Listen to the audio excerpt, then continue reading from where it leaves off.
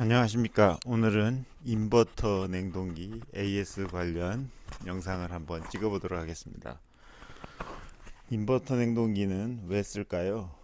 가장 큰 장점으로는 소음이 적어서 민원이 해결이 됩니다. 그 다음에 두 번째로 전기요금이 되겠습니다. 전기요금이 정속형의 경우에는 최대 40%, 독립형의 경우에는 최대 30% 절감이 됩니다. 그래서 인버터를 많이 쓰고 있어서 이제 제법 현장에 많이 깔려서 인버터 냉동기 관련 서비스 문의가 많이 들어와서 한번 영상을 찍어 보는 겁니다. 이제 첫째로 인버터 냉동기 AS 현장에 가면 확인해야 될 게 에러 코드입니다.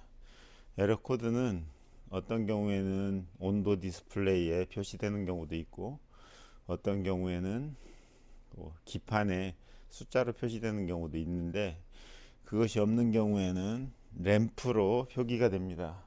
적색 램프와 녹색 램프, 황색 램프가 있는데, 적색 램프가 빠르게 깜빡이면서 황색 램프가 두 번 깜빡이고 녹색 램프가 한 번 깜빡인다 그러면은 21번 에러로 우리가 이렇게 봅니다. 그 에러 번호를 이제 확인을 하고, 이제 그 에러가 왜 일어나는지 코드를 봐야 되는데, 그 코드는 어디서 보느냐? 저희 회사 쇼핑몰에 보면 자료실이 있습니다. 그 자료실 내에 캐리어와 LG 인버터 콤프 에러 코드를 올려두었으니까 그걸 확인하시기 바랍니다. 그리고 여러 가지 서비스 관련 자료집도 거기에 있습니다.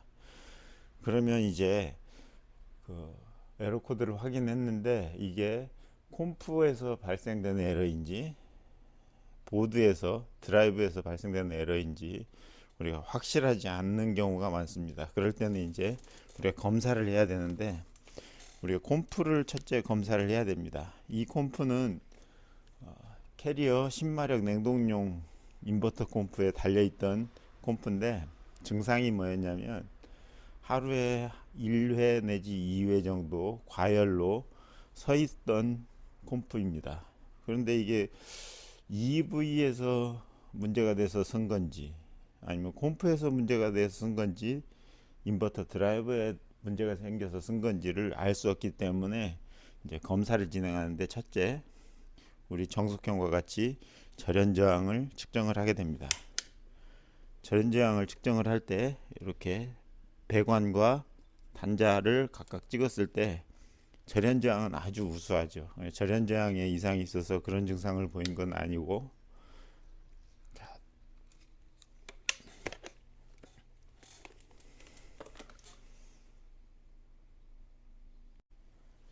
자, 다음으로 상간 저항을 측정을 해야 됩니다.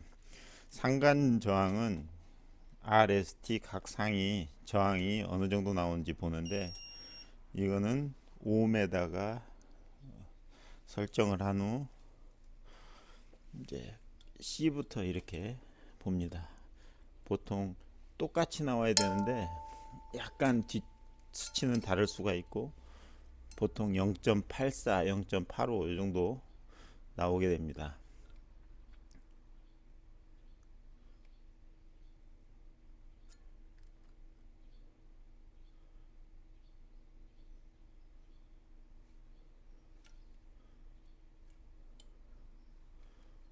상간저항이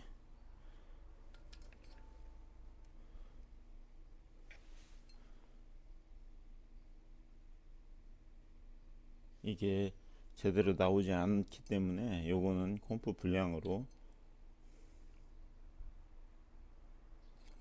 0, 0.4,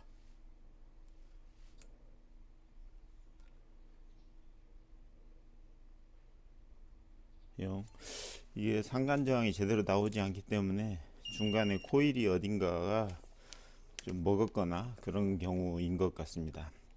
이렇게 각 상을 재고, 만약에 이게 정상적으로 나온다면 이제 보드 쪽을 보셔야 되는데, 보드 쪽은 입력 전압 380이 각각 측정이 되는가 보고, 그 다음에 출력, 콤프 쪽으로 오는 출력은 이 DC 볼트로 놓고 580V 정도 이렇게 해서 640V 정도 왔다 갔다 하는데, 제품마다 조금은 다른데 이 볼트가 제대로 나오는가, 그 출력 볼트를 보셔야 됩니다.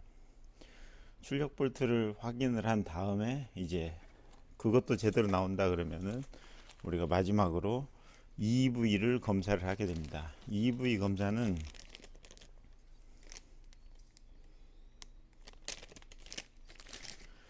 EV 검사용 지그가 있어야 됩니다. 이 EV는 회전을 시켜서 그 팽창변을 개방을 하기 때문에 이렇게 돌려봐야 됩니다.